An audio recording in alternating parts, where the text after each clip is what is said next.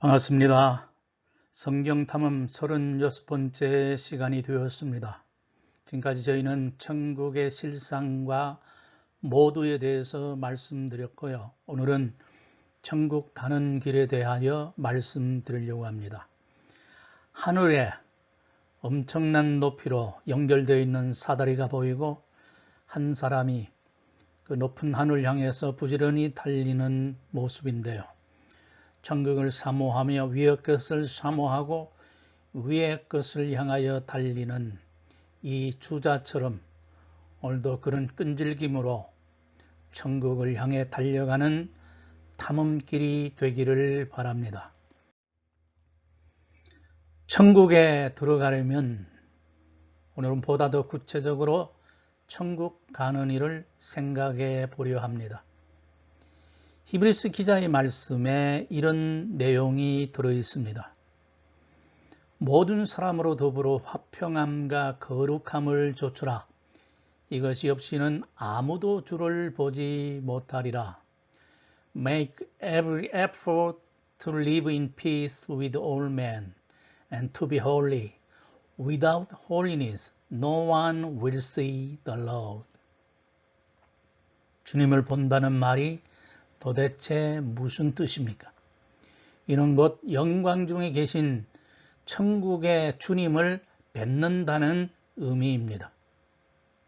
거룩함을 이루지 못하면 천국에 결코 들어갈 수 없다는 말이지요. 이는 물과 성령으로 거듭나지 않으면 하나님 나라에 들어갈 수 없다던 주님의 말씀과도 일치합니다. 주님은 다시 오십니다. 반드시 오십니다. 꼭 오십니다. 곧 오십니다. 지체치 않고 우리들을 데리러 오십니다. 자신의 신부를 영접하여 자신과 더불어 영원토록 살기 위해 신랑 되신 우리 주님은 영광 중에 반드시 나타나실 것입니다. 교회가 주님의 순결한 신부로 정절을 지키며 유혹자인 사탄과의 싸움을 잘 감당하면 멀지 않은 장래에 천국의 영화를 우리 주님과 함께 영원토록 누리게 될 것입니다. 인자의 징조가 하늘에서 보일 때 땅에 거하는 자들은 절망감에 통곡해도 그의 오심을 대망하던 거룩한 신부들은 기뻐할 것입니다.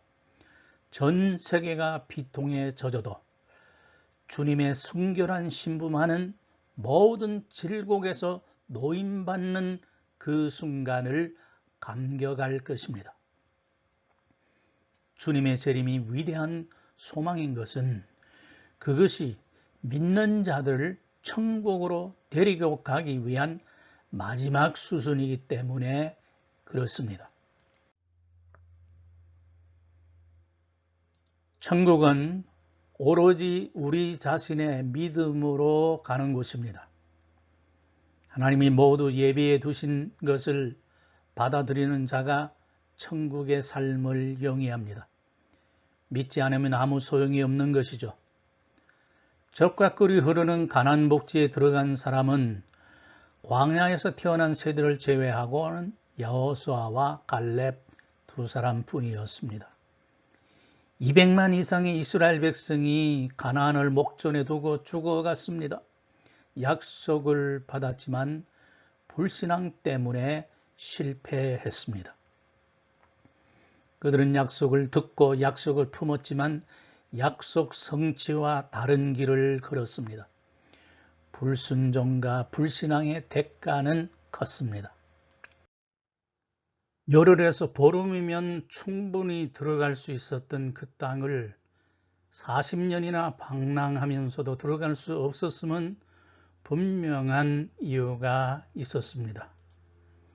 하나님의 약속이 불투명하거나 7 족속의 저항이 워낙 완강했기 때문도 아니었습니다. 어이없게도 약속을 받은 이스라엘 백성의 불순종과 불신 때문이었습니다.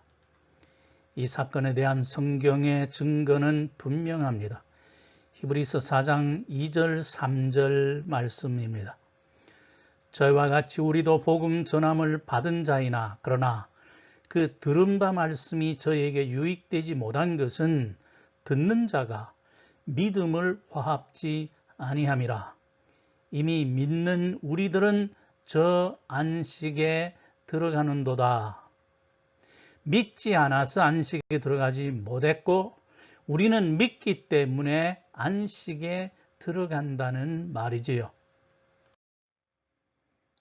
선한 행위는 아무 소용이 없다는 주장과 선한 행위는 찬양받아 마땅하다는 주장이 서로 팽팽하게 맞서 왔습니다. 이스라엘 백성은 놀라운 약속을 우리보다 먼저 받았지만 순종치 아니함으로 가나안으로 상징된 천국 곧 안식에 들어가지 못했던 것이죠. 지금도 천국 가는 길의 대원칙은 변함이 없습니다. 천국은 약속을 붙들므로서가 아니라 믿음의 순종으로 갑니다. 믿음으로 구원받고 믿음으로 천국 갑니다. 이럴 때 이 믿음은 그냥 믿음이 아니라 열매로서의 선한 행위를 반드시 수반합니다. 로마서나 갈라디아서의 행위 무용론과 야고보서의 행위 찬양론은 상치되지를 않습니다. 한쪽 입장에서 서로 다른 관점으로 강조하기 때문에 그렇게 보이는 것뿐입니다. 바울의 입장에서는 율법주의자들의 행위론이 복음적 믿음에 거치는 돌이 되었기에 당연히 반박했던 것이죠. 마치 루터가 종교개혁을 일으킬 때에 천년 가톨릭 아성에 선행을 강조하고 인간적인 공로에 치중된 그것을 때려 부수기 위해서 로마서나 갈라디아서를 중요하게 취급하고 상대적으로 행위를 강조한 야고보서는 지푸라기와도 같은 가치밖에 없다고 그렇게 얘기를 할 정도였던 것이죠.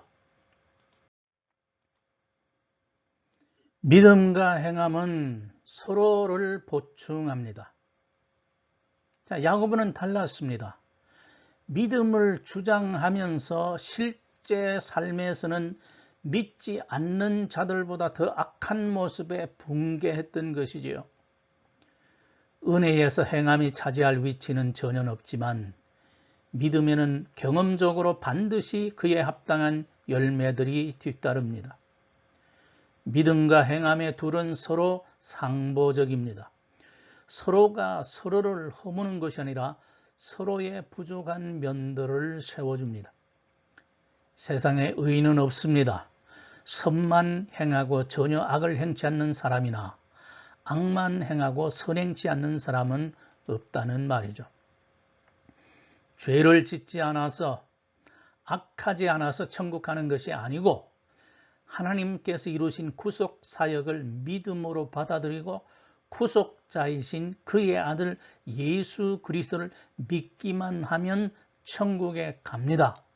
이것은 하나님이 정하신 방법입니다. 다만 우리가 믿고 바로 천국 가는 것이 아니고 계속 이 땅의 삶으로 살아가면서 실제 삶을 통한 선행이 빛의 아들들에게 당연한 빛의 열매로 드러나야 한다는 것이지요. 오늘 강의는 여기에서 매듭짓습니다. 하나님의 평강이 여러분과 함께 계시기를 바랍니다. 샬롬.